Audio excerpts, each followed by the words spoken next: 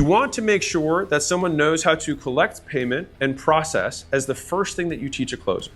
Why? Because if they don't know how to do that, they have a 0% chance of closing. And so the next thing that you would teach someone is how to ask for payment and how to ask for someone to get started. Because if they don't know how to do that, the likelihood that they close the sale is 0. And so a lot of people start at the top of the script when they start teaching a closer, but it's my preference to start at the bottom of the script because that is what's required to close. That being said, where does closing begin? Closing begins once someone says no.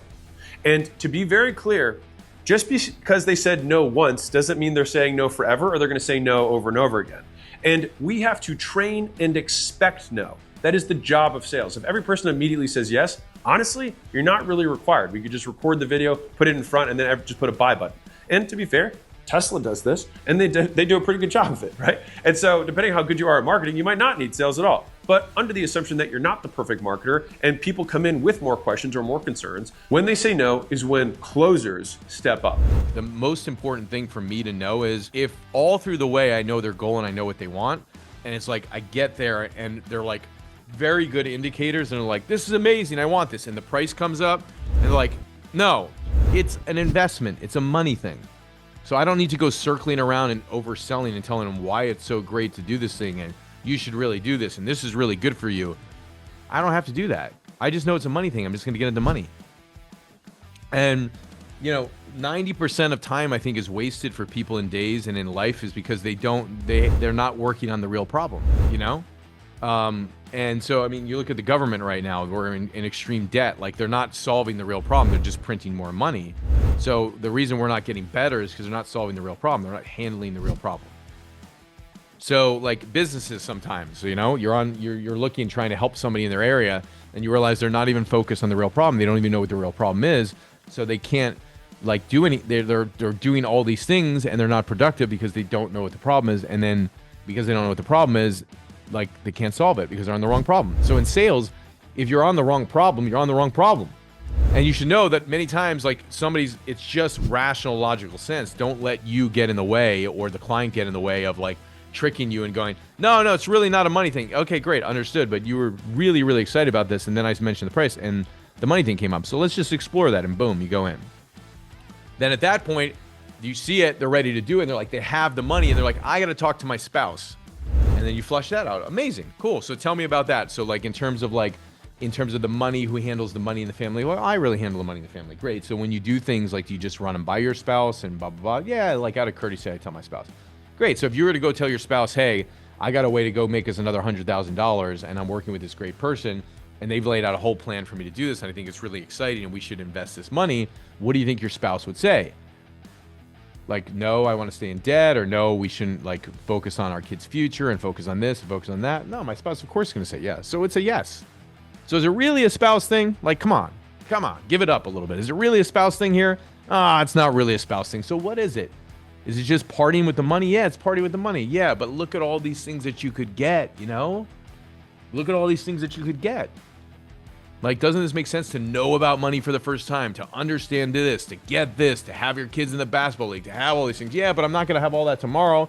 So I'm investing $10,000 or $13,000 today. I'm not going to get all tomorrow. Yeah, but Rome wasn't built in a day. Businesses don't get built in a day. The social media phenomenon is everything's great and I made $1 billion overnight isn't true. And it's not true. And so we need to work to make this thing happen. And we're going to have to dig in and you're not going to get results right away, but you're going to get wins and you're going to get knowledge and you're going to make progress. And as you make that progress, you're going to be able to create the future and the life that you want. Make sense?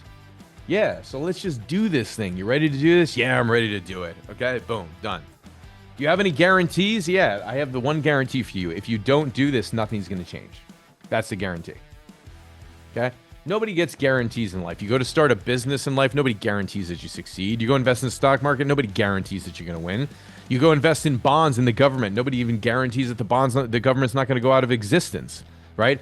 Every economy and every currency before us has collapsed. One day, this economy and currency will collapse. There's no guarantees. The only guarantee you have is that if you keep creating a future and you keep putting it there, that you will have a future. If you stop creating a future, you won't have a future. That's the bottom line. So what I'm selling to you here is hope. I'm selling to you knowledge. I'm selling you possibility. I'm selling you a plan, and I'm selling you that you're going to have to do a lot of work.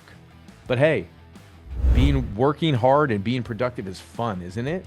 Yeah, so let's do this thing. Okay, great, boom, done. And that's it. And that is how you sell. That's the game, okay? Anything else that comes up, really for the most part is like, unless you're willing to confront the thing that the client's bringing you, you will spin in circles for time immemorial, and you will get off the phone and you will never get the true answer from the customer. And you'll get off, and then you'll hear this, like, the client, the client just wasn't ready. Low responsibility salesperson. The client didn't know what their number one goal was. Low responsibility salesperson. The client it wasn't the right time for the client. Low responsibility salesperson. You know what? We just weren't a fit. I don't think I want to work with somebody like that. Low responsibility salesperson. All things can be traced back, for the most part, 99% of most things can be trailed back to a low responsibility salesperson, which means the salesperson is unwilling to take responsibility for the customer. And an unwillingness to take responsibility for the customer looks like this. Customer brings up an objection, can't confront it. Customer brings up an objection, I spin off onto something else, or the customer spins off onto something else rather than handling the objection. Okay? Customer talks about money and says, like, yeah, it's an investment thing. Salesperson doesn't get into the money conversation, doesn't confront the money conversation. Low responsibility salesperson. Okay? One who assumes the hat that I'm going to be a salesperson must be responsible. And the person who doesn't confront money, who doesn't confront objections, who doesn't confront going and standing and holding their position in space and going, yes, yes, yes, I will be here for you. I want to get your goal. I want to help you win. I want to help you succeed. Who backs off and lets the reactivity of the customer, the fear, doubt, and uncertainty of the customer win the game. The customer loses, the salesperson loses, everybody loses, the family loses, the vacations lose, the kids lose, the basketball games lose, the leagues go out of existence, and for time immemorial, this person sticks with the problem and it costs them more and more and more and more money. Low responsibility salesperson. There's no other way to tack it up than the one who wears the hat as a salesperson is in control, and when they don't wear the hat, the fail is on them, not the customer, period. Okay?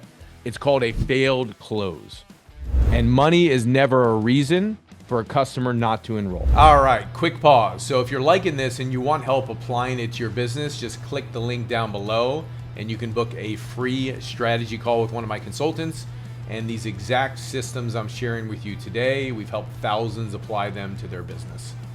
Let's get back to it. If a customer is unwilling, then there's nothing that the salesperson can do about it, because you can't bend will, you can't make somebody do something, you can't do hypnosis, NLP, all that stuff is the biggest garbage on the face of the planet that was ever put out. And the people who teach hypnosis and teach NLP and teach it in sales should be outlawed from the industry of sales, period, end of story, okay? All it really is simple. You got to get the client invested in their goal and you got to help them get their goal. There's nothing more to it. If the client is willing, you should close them. If they are not willing, you cannot close them. And that is the only exception. Everything else is a failed close. If you take that viewpoint and you take that responsibility, you can win and crush it in sales. Will you get your face smashed in some days? Yes, because you're training and learning. Well, some days you feel like you have the worst day in the world because somebody invalidated you, called you a crummy salesperson. Absolutely. You can guarantee that's going to happen. Will you some days be like, wow, I never should have gotten in this, I'm no good? Yes, you will absolutely have those feelings, but here's the difference, right? Like Denzel Washington says from Man on Fire, the movie, he says, there's trained and there's untrained and there's nothing else. You're either trained or you're untrained. So when you fail on a close, first win in success. If you're not good at sales and you're failing on closes, good job. At least you went for the close and you failed. Celebration. We just got to figure out what we need to improve. That's it. Simple. We just got to improve the scene for you and get you better and better and better and better and better so you're not failing on closes anymore. But we got to look at the wins. Good. So you handled the I have to think about it objection. Good job. Win. Okay? But you didn't handle the money thing. Failed on the close. Okay? Good. You handled the money thing today. You didn't get the sale, but you handled it. Win. Celebrate the win. Okay?